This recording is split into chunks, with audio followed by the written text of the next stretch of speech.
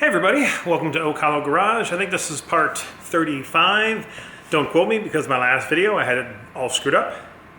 Anyway, today I'm going to do something I've never done before, which it's about the 7th or 8th thing I've come across with this car, something I've never done before, including building one of these cars. This is probably going to be a multi-day video, maybe even multi-part. But what I'm doing, if I can lift this up. What I'm doing is I'm going to build, so it's even right side up, whatever, it doesn't matter. I'm going to build all the AC lines and run all the AC, and then I'm going to charge the air conditioning system. Hopefully all in this video. This is something I've never done before. I know almost nothing about air conditioning systems other than you turn the little knob and then cold air blows out. I mean, there's a little bit more that I know than that, but that's the basics. So I'm going to start off by telling you that I screwed up, and so be mindful of this when you do your build. And let's go see what I did. All right, so I ordered the Blueprint 347 engine with the full, full air conditioning, everything. So they've got their compressor already mounted. I believe Factory 5 sent me a compressor, which I'm not going to use because that's for the donor car, I think. I don't know. Anyway, I'm going to use this, and I've got my, heat exchanger, whatever heater core thing mounted. I've got some of the plumbing started. I went ahead and scratched the hell out of my nice powder coated thing. Actually, it's Cerakoted thing. So I got to paint that, get that the right color. I've got a couple of things just kind of dry fit, but none of that is where I screwed up. Let me show you where I screwed up. This is the condenser. And it goes on, in front of your radiator, fairly standard thing.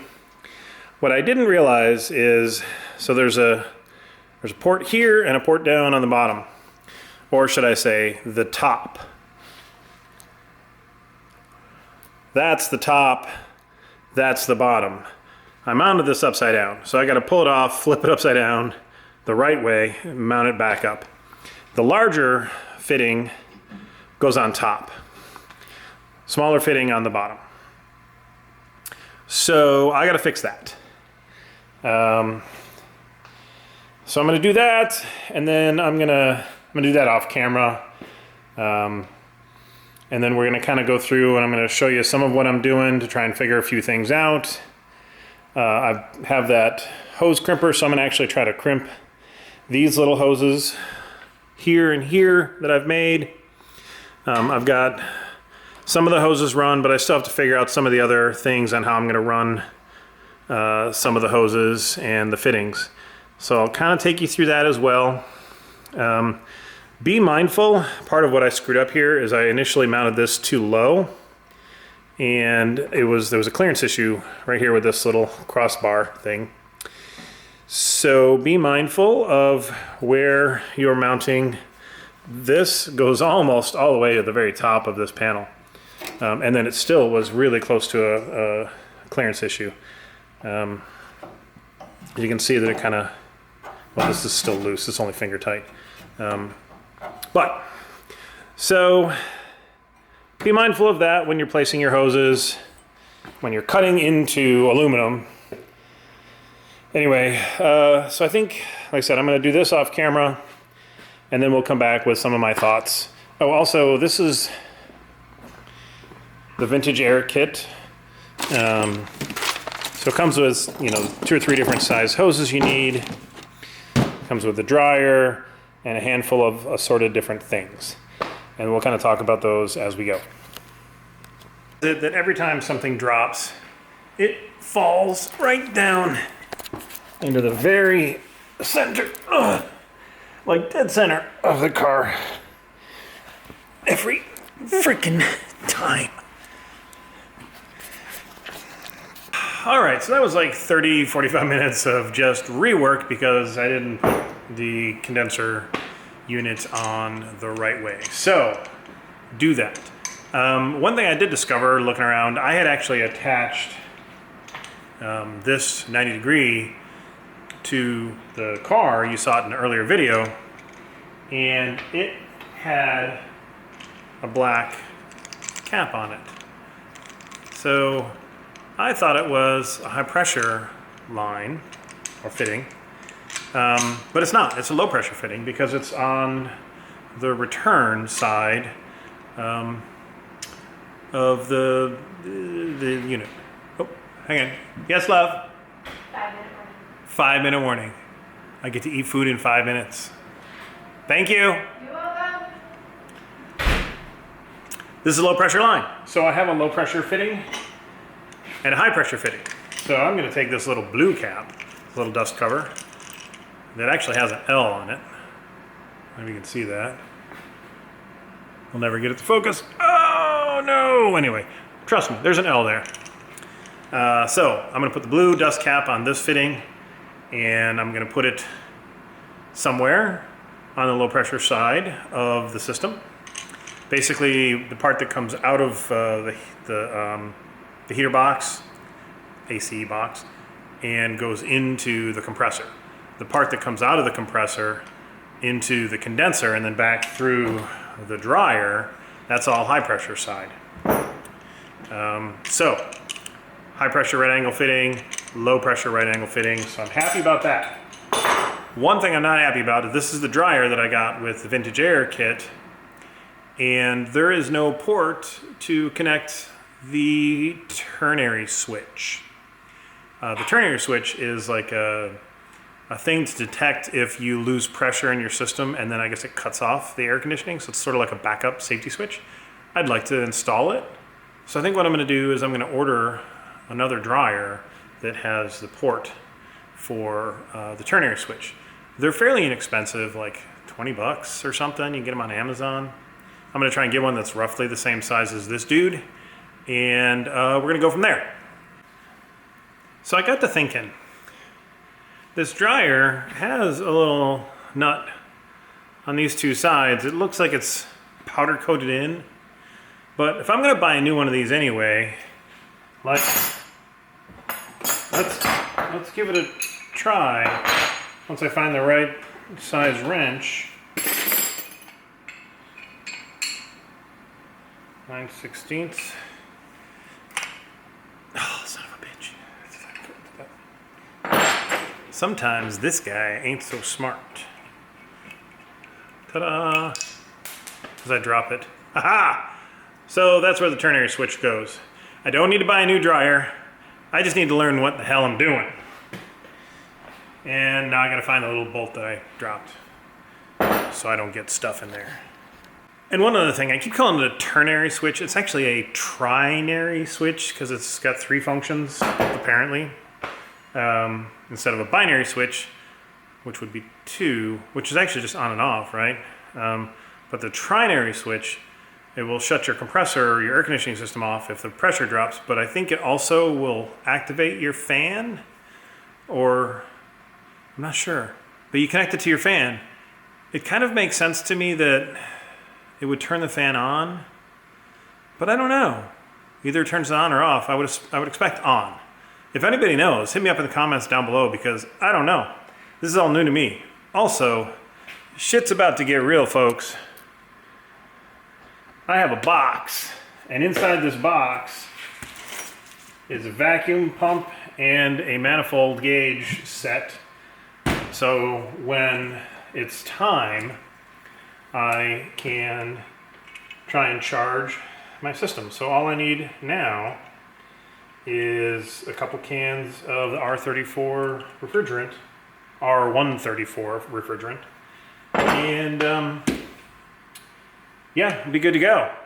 So this was about 120 bucks at Amazon, I think.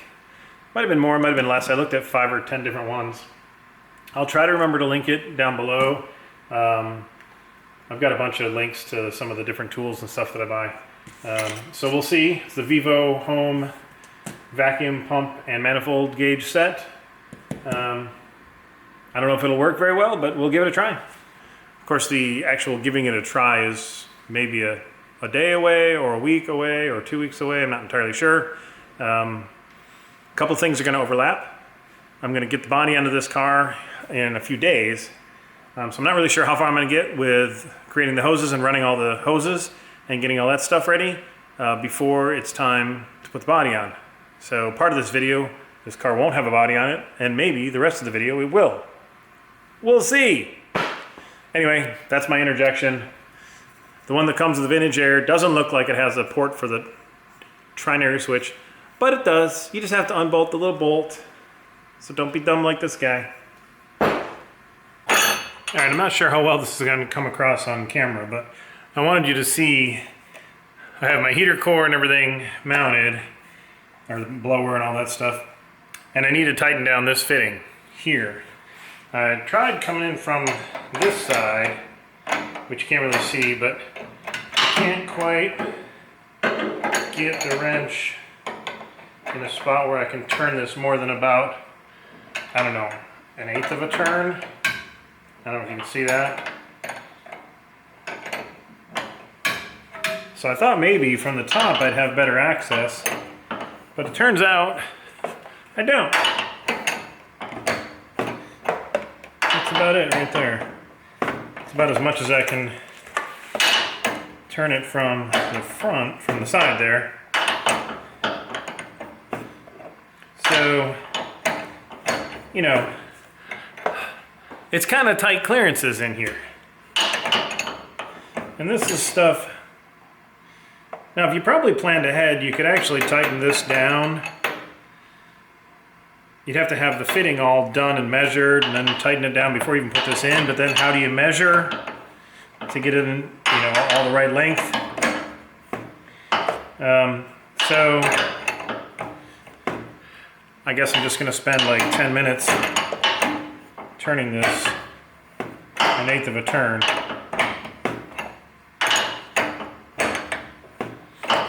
I don't even know if it's 1/8 of a turn, but it's moving. So anyway, let me show you what I'm doing. Take you off the stand here. So I've tried out my crimper off camera because I wanted to screw up and not know what I'm doing behind the scenes. The crimps look like crimps, but the only way to tell if I actually am just wasting fittings and stuff and hose is to do them all, get the system all connected, and then try to draw a vacuum on it. So time will tell. All right, hopefully I can keep all these videos straight. I'm recording like 2 or 3 different ones at the same time, but I believe when last we spoke, I flipped this condenser coil to the correct orientation. The larger fitting on the top, smaller fitting on the bottom. This is the high pressure in from the compressor into the condenser coil. Then it comes out high pressure again, but in a smaller hose out. That'll go to the dryer that's sitting there. Come from the dryer and it'll go into this. Oops. It'll come from the dryer. That's gonna be mounted somewhere over here. Come into this fitting down here. Go into whatever the heck that is called inside the footwell, and then it's going to go from high pressure to a low pressure, which is the low pressure fitting out, and then low pressure out is going to go into the compressor there. So there's not much of a low pressure run, just this little dude. So I went ahead and put the low pressure fitting just right here. I've got the high pressure one there. I think that'll be fine. It's a bit of a distance between the two, but that's okay. My manifold should be able to stretch there and then rest in the middle. So I'm going to go ahead and start. Well, I'm going to mount the dryer, I believe. So watch the orientation of the dryer. There's a flow out. So this is from the condenser to whatever, the heater core. So this fitting here, where the arrow is pointing, goes into the foot box. So make sure you have it where it goes from there into this, through that, over to there. I think I'm going to mount it right about here. I've got to watch because there's panels that go and cover this area. Right, so I've got to make sure this is clear of the panels and the hoses can reach. And then I have to make a hose from there to there. The hose that's running here is going to get shortened and connect into there. Then I've got this hose that's already going to go into the compressor there. And then I've got the smaller fitting is going to come out and go up into there. So that's kind of the whole routing. I hope that comes across well on camera. I'm gonna go ahead and get the plate mounted somehow up under here. We'll get the dryer in place, and then I can kind of start cutting some hoses to fit, and we'll go from there. Hey gang, so I've got all of the hoses dry fit. So here's what I've got.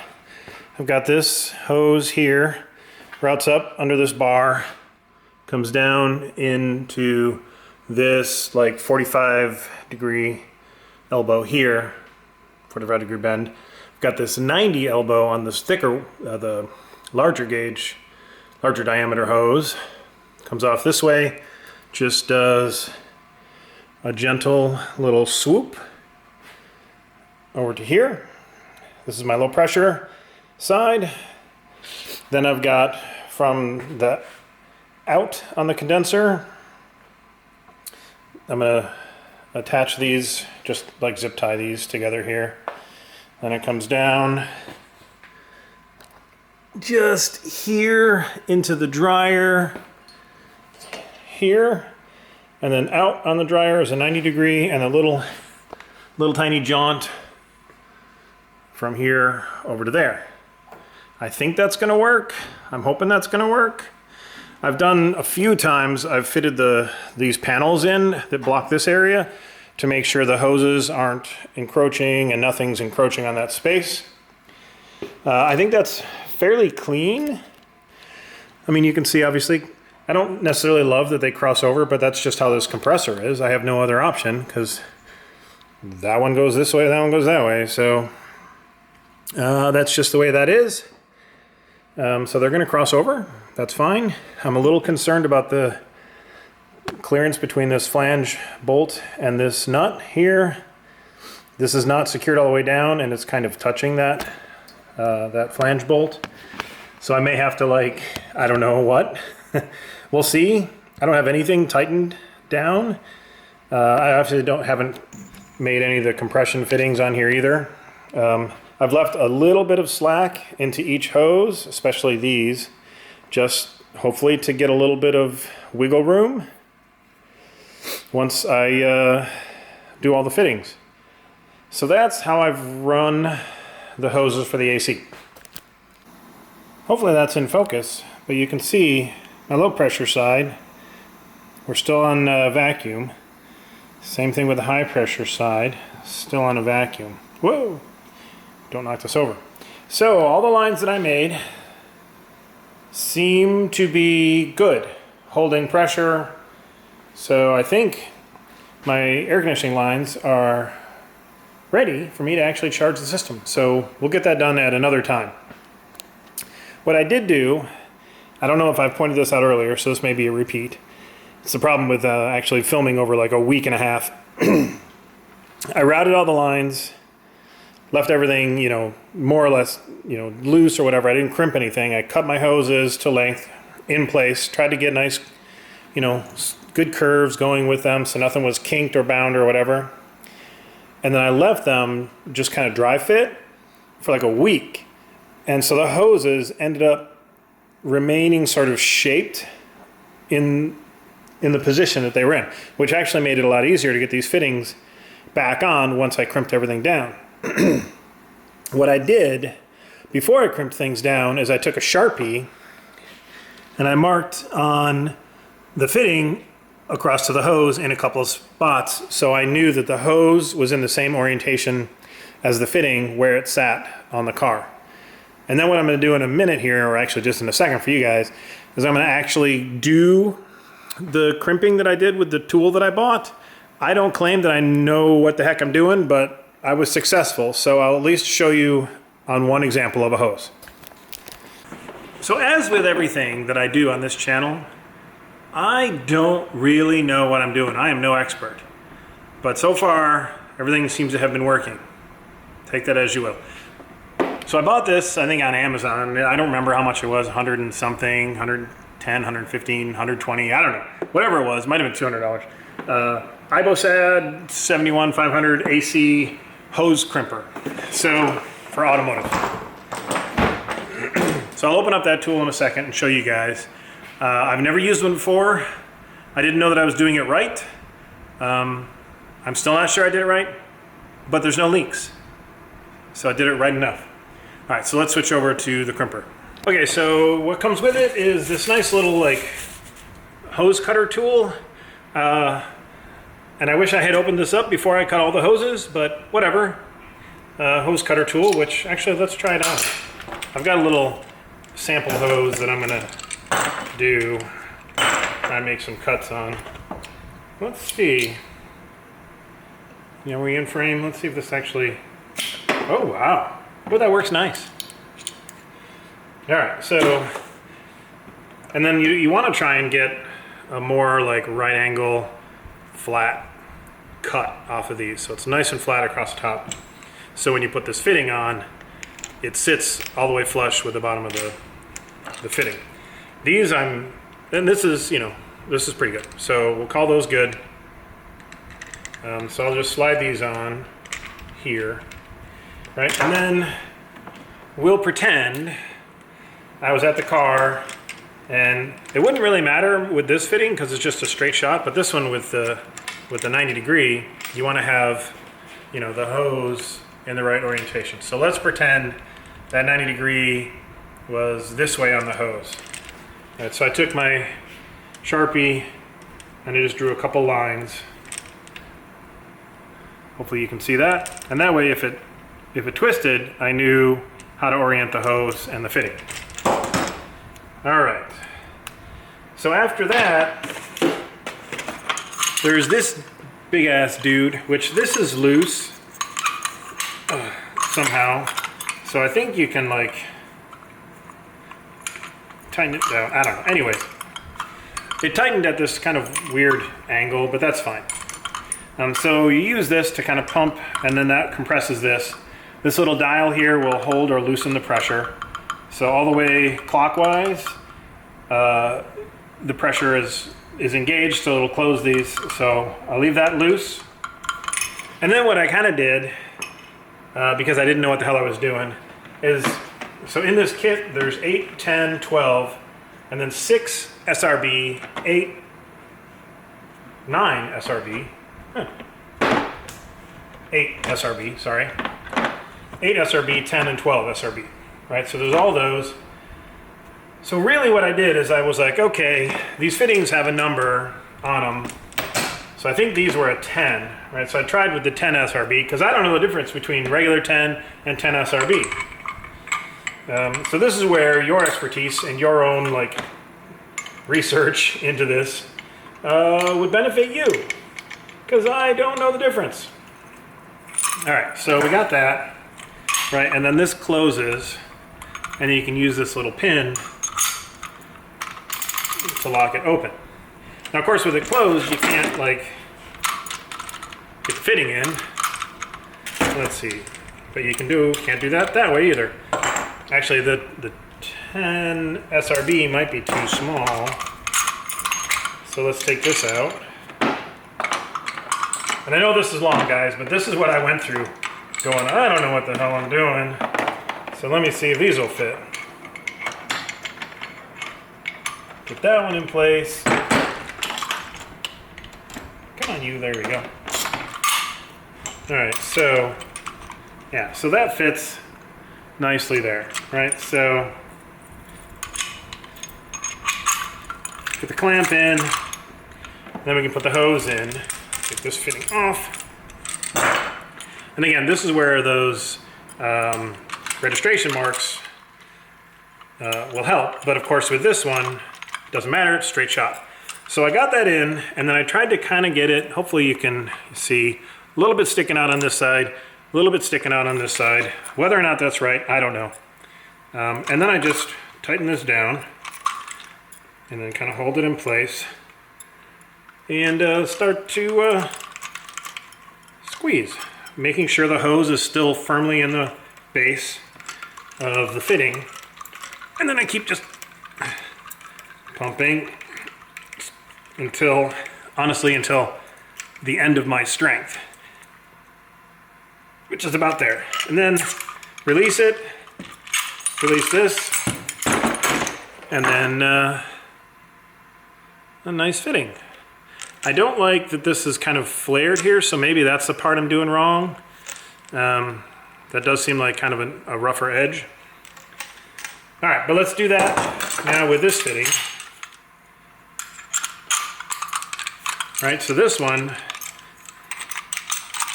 I've got those little marks on it with the Sharpie. So then I'll take the hose. That's another thing that having the marks on there does help. I know, like see, I've got the lines lined up, but there's a big gap, so I know that I don't have this hose all the way in. So once there's no gap, I know that I've got the hose all the way in. And I'm going to turn this, do this way. All right. So I tried to make it, here, let me angle you guys down a touch so you can see. If there was something where this had to be oriented right, I tried to just hold this so that it was the easiest for me to hold. Tighten this back down. And you know what? Since this hose doesn't matter, I'm going to try and do this all the way on the end like this.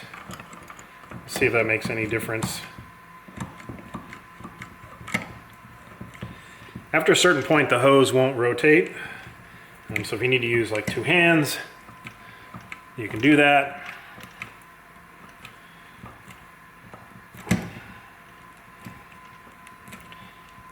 And that is it. Release the pressure.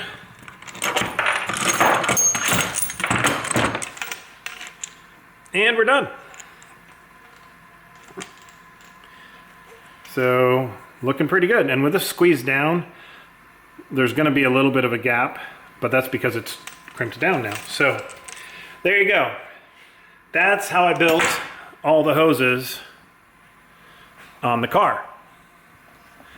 So I think what I'm going to do, this is going to be probably a half-an-hour long video, and I hate making long videos like that. But I'm trying to get all the steps in that I can. So I think I'm going to cut it here, and then we'll do a video later when I actually go to charge this having a stroke apparently. I will do another video later when I actually go to charge the AC in the system. And then I'll get that on video and share that with you all. So those of you who've built these hoses before, feel free to tell me in the comments how I've fucked everything up or that I've done a good enough job. I'd like to get your feedback because like I said, I don't know what I'm doing. Your feedback helps me learn and it helps the other viewers of this video learn as well. If you got a good, helpful comment, I will pin it to the top. I've done that one on some of my other videos. So I appreciate your feedback. Thanks for watching. Thanks for sticking on as long as this video is going to end up being. And we'll catch you next time. Be well, guys.